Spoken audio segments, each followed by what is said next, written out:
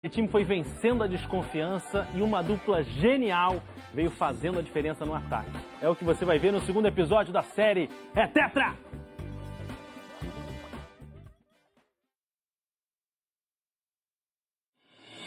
A primeira derrota em eliminatórias. Tá no cruzamento, Tafarel botou pra dentro!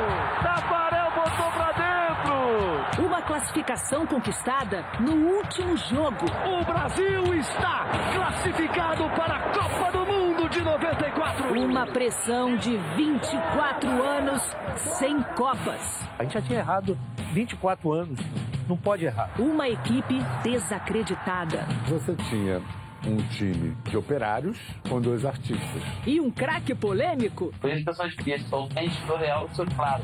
No episódio de hoje, o Brasil começa a arrancada rumo ao prometido tetracampeonato. Se realmente acontecer um resultado negativo, o maior culpado sou eu.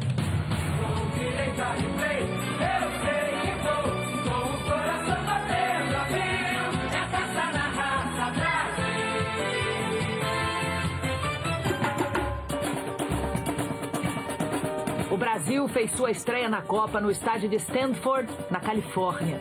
Quase um ano após o espetacular jogo do Maracanã contra o Uruguai, o Brasil entrava outra vez em campo de mãos dadas, sob o olhar do mundo e a pressão de milhões de brasileiros num jejum de 24 anos. É uma piscada mais longa, assim, começou esse desafio, mas é a mesma coisa que sonho, ver que é real, o estádio inteiro amarelo, Copa do Mundo. O Brasil inteiro ligado na Globo. A gente volta lá atrás, perdemos para Bolívia, empatamos com o Equador, Parreira ia cair, pressão para tirar o treinador. Começa a Copa para o Brasil. Rolou a bola no Stanford. A ansiedade do primeiro jogo, né? No meio das pernas do russo. Contra a ansiedade, o melhor remédio era o gol. E a carga de expectativas estava sobre a dupla Bebeto e Romário. Bastaram 26 minutos para que eles assumissem o seu papel. Bateu, olha o Brasil. Gol, gol, gol, gol.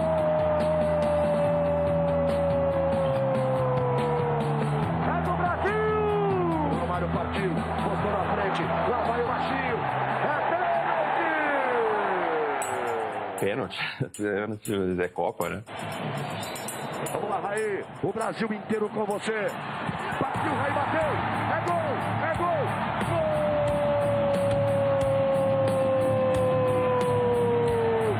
Gol! É do Brasil! Apesar da estreia tranquila, nem todas as notícias eram boas. A coisa é séria com o nosso xerife ali. O xerife, até então fundamental no time, estava fora da disputa e acabou tendo que assumir outro papel.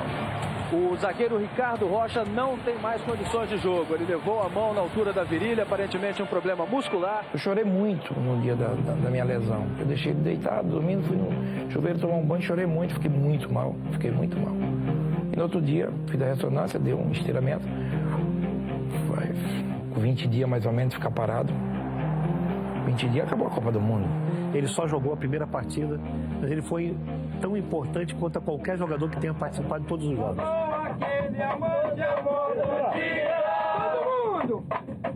Então aquilo ali, rapaz, quando a gente ia pros jogos, cara, a gente ia cantando, todo mundo se divertindo. O Ricardo foi um cara também importante pra caramba. Acabou! 2 para o Brasil, 0 para a Rússia. Sai fazendo festa para a torcida brasileira. 4 dias após a vitória na estreia, o Brasil voltou ao estádio de Stanford com um novo objetivo: a classificação antecipada. Era preciso vencer o time de Camarões do veteraníssimo Roger Milá.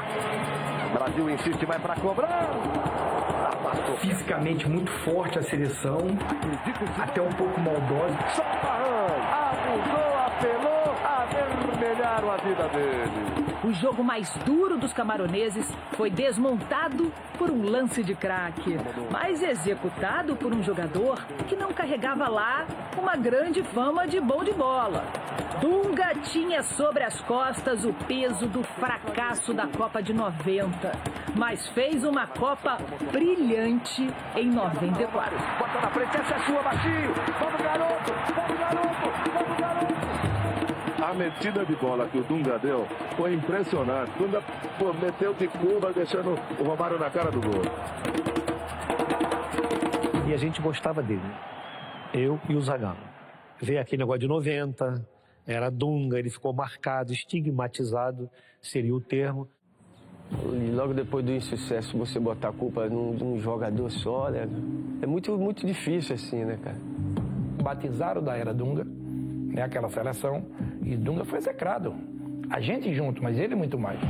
Sai do Dunga, olha o Maradona que ele está machucado aí. Enfiou pra Canija, fez a fita e Tafarel bateu. Eu comecei a jogar junto com o Dunga, eu tinha 17 anos, eu e Dunga. A minha era aquela ali, vai. Chega bem Dunga. Com ele não tem tempo ruim, toma e bota pra frente. Ele era muito respeitado.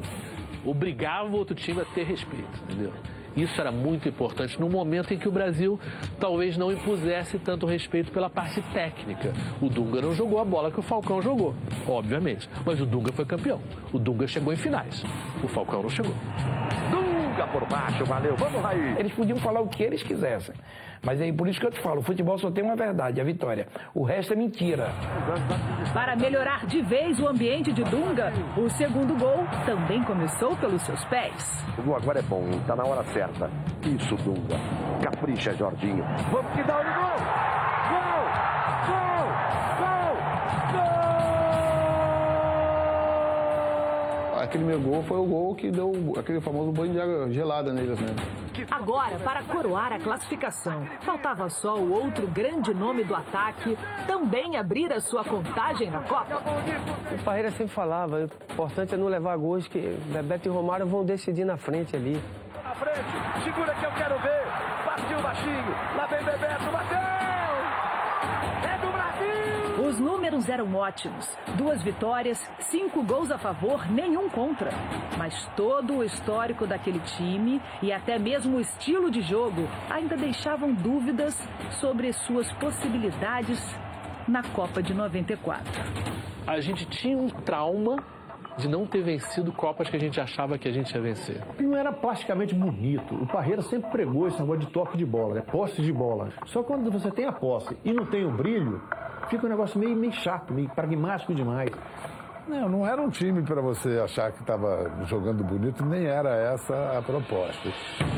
O futebol pragmático do Brasil ficou ainda mais evidente no último jogo da fase de grupos. O time entrava em campo no estádio Pontiac Silverdome, em Michigan, para enfrentar a forte seleção da Suécia. O criticado futebol de resultados da seleção precisava apenas de um empate para garantir o primeiro lugar do grupo. O forte da Suécia era o Anderson, o centroavante, que ele era bem mais alto que eu. Lá veio o Kenneth Anderson, grandalhão, 1,93 m de altura, número 19. E a jogada da Suécia era sempre com ele. Já meteu alta. Para Kenneth Anderson, botou na frente o Tafarel e o gol. O Brasil foi para o intervalo atrás do placar pela primeira e única vez naquela Copa do Mundo. Final do primeiro tempo, 1 para a Suécia, 0 para o Brasil. E no segundo tempo, repetiu a fórmula que consagrou aquele time. Apertou? Dá bola no baixinho e confia. Faz o primeiro gol, o baixinho, Romário partiu, bateu! Gol! Gol! Gol! Recupera uma bola no meio, dá uma arrancada, enfio a bola pro Romário, que ele vinha e girava, né? Aí eu já toquei, ele já gira, recebendo arranque e dá de biquinho. Romário deu 2 chutes a gol. E no segundo, esse biquinho na bola, tirando o goleiro da parada. Só que nem o gol de Romário escondia algo de diferente no time de 94. Não parecia uma equipe preocupada em encantar o torcedor. Começa a aparecer mais... Não era retranqueiro, não era defensivo, era organizado. Tem muita gente que até hoje não conseguiu sentir essa diferença entre ser defensivo e organizado. Muita gente importante fez crítica, dizendo que aquilo não era um futebol brasileiro de verdade, excessivamente pragmático. Individualmente, se você for ver as peças, o time era muito bom. Um goleiro fantástico, uma defesa sem restrição, um time que tinha pela direita, você tinha Jorginho e Cafu, pela esquerda tinha Leonardo e Branco, Dunga jogou uma Copa espetacular, o Mauro Silva jogou uma Copa espetacular, e na frente é Bebeto e Romário, cara. Partiu o Brasil de frente pro crime, lá vai Bebeto, tocou pro Romário. Que time! Tinha Bebeto e Romário. Isso aí juntava todo mundo, quando esse individual passava pro grupo, realmente a seleção não era uma seleção que você via que era muito técnica, que jogava bonito. O fato de Raí não ter feito uma grande Copa criou uma enorme dependência da dupla Bebeto e Romário. Não havia outro camisa 10 no banco de reservas e o capitão acabou deixando um vazio no meio de campo. Raí, ele faz o toque pro Zinho. Eu cheguei na Copa já com opinião pública, assim, meio que ninguém sabia, ó, será que vai? As pessoas estavam com dúvidas, se não tava, isso influencia. E eu tava voltando de um período de 2 anos e meio sem férias, né? Ele não voltou na mesma forma técnica das eliminatórias. Mas até por uma questão de coerência, eu falei, ele vai jogar o primeiro e o segundo jogo, vou dar essa oportunidade. Pelo capitão, por tudo que eu representava, se eu tivesse tido uma reação ruim, não tenho dúvida do que isso ia refletir no ambiente e talvez até no resultado. O meu momento mais complicado da minha carreira, eu fui campeão do mundo, eu vou reclamar, né? Aí o capitão brasileiro, porque ele não tem condições de continuar em campo. Claro. O que deu a essa seleção, essa ideia de que foi uma seleção pobre, em termos técnicos, foi que o Brasil não teve o armador, o 10. Nós não aceitamos um time que não tenha um camisa 10. Naquela seleção a gente tinha uma carência de meias. Meia que eu falo é de Djalminha, é Alex, é Rivaldo, Ronaldinho Gaúcho. Qual que é o meia que vai substituir o Raí, que vai servir o Romário e o Bebeto? O primeiro lugar na fase de grupos não deu ao Brasil mais facilidade nas oitavas de final. Com o Mazinho no lugar de Raí, pegamos os donos da casa para jogar no feriado nacional mais importante do país. Foi um jogo bem marcante pela data, 4 de julho, né? Dia da independência dos Estados Unidos. Todo jogo da Copa do Mundo, a gente entrava em campo, parecia que estava entrando em campo no Brasil, porque tudo verde e amarelo.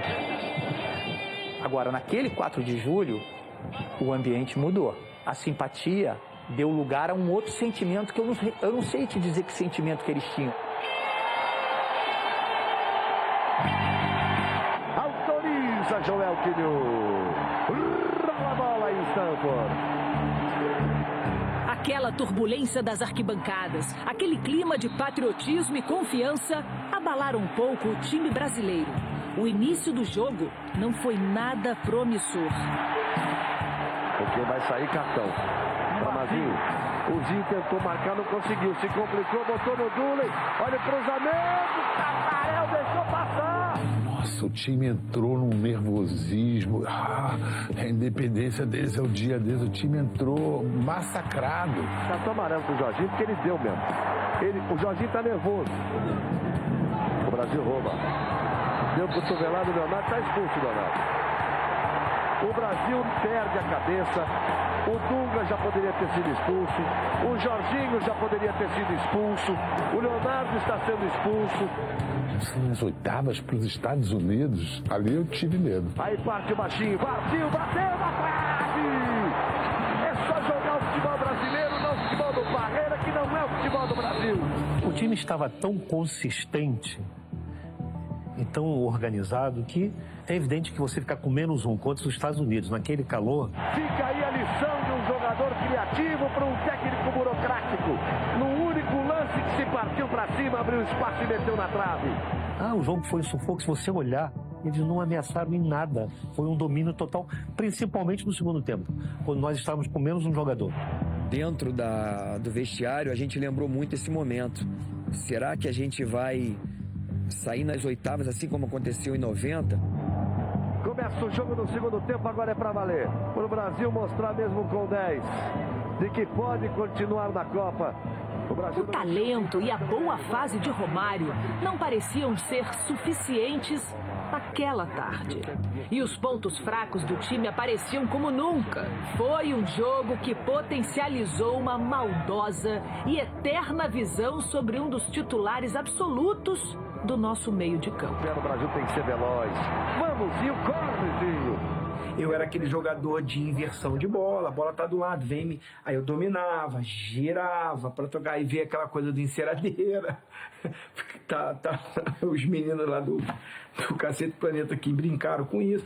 E a gente ficou aquele negócio de perco o amigo, mas não perco a piada. Então a gente começou a fazer o Zinho de enceradeira do programa, que foi uma piada que marcou muito. Ô Zinho, qual foi a instrução que o técnico Parreira deu pra você? O senhor Parreira mandou fazer o peão, então eu fico rodando por aqui.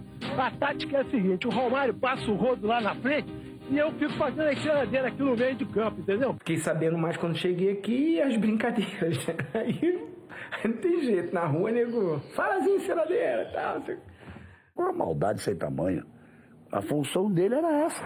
O Zinho recebe, ameaça, olhou para Romário. Girou de lá para cá, jogou com o Dunga de novo. Ele faz aquela função de quarto homem pela esquerda de uma maneira muito inteligente, muito habilidosa, muito útil para o time. E eu abracei a causa. Eu abracei o objetivo em prol da seleção ganhar. Eu queria ser campeão do mundo. O Zinho ficou meio magoado com essa história da enceradeira. Primeiro que a gente não criou, mas a gente difundiu. Eu não gosto muito, né? Depois entendendo, porque assim, você faz uma brincadeira que alguém vai chorar, para o outro rir. Vai mostrar o ponto de vista do jogadorzinho durante os 90 minutos de partida. Eu peguei uma frase da minha tia, pô, meu filho, a enceradeira ela é usada na casa para brilhar a casa, para dar um brilho na sala. Fala que você é isso. Eu era enceradeira mesmo, dava brilho na seleção. Enfiou pro Romário a bola. O jogo contra os Estados Unidos foi emblemático ao comprovar que o time precisava do brilho da sua dupla de atacantes para vencer. Ele tinha perdido 2 gols antes de dar aquele passe pro Bebeto. O Romário veio com a bola, saiu do meio e eu abrindo, esperando a bola pra ele. Ele foi, eu digo, eu digo, dá. Eu falei, já que não vai entrar comigo, vai entrar com alguém. Aí, quando ele meteu a bola pra mim, eu só dei uma olhadinha assim no goleiro, né? Quando ele veio, eu bati assim rasteira, dei uma chapa. Bota o seu nome nesse gol que talvez possa levar o Brasil para as quartas de final. Eu saí correndo, Romário, te amo e tal. E, aquilo foi uma emoção muito grande. Foi muito bonito. Eu acho que é uma dupla de atacantes que entra para a história. O que você vai falar, velho? Do que eu vi jogando, eu e o Bebeto fomos, com certeza, a melhor dupla que passou aí na história do futebol. Acabou! Numa grande jogada de Romário para Bebeto. Sabe quantos jogos a seleção brasileira perdeu com Garrincha e Pelé em campo? Nenhum. Sabe quantos jogos a seleção brasileira perdeu com Bebeto e Romário em campo? Nenhum. Essa coisa nós não podíamos ter perdido. A gente foi a seleção que saiu daqui do Brasil com esse objetivo de ser campeão do mundo. E eu fui o jogador da história do futebol mundial que saí daqui dizendo o seguinte: essa Copa é minha, se a gente não ganhar, a responsabilidade é minha. Eu não esqueço disso. Assina Romário! Quem tem Romário tem pelo menos um! A geração campeã é minha. Tem que respeitar e tirar o chapéu. O resto é conversa fiada. Lá vem Bebeto, bateu! É do Brasil!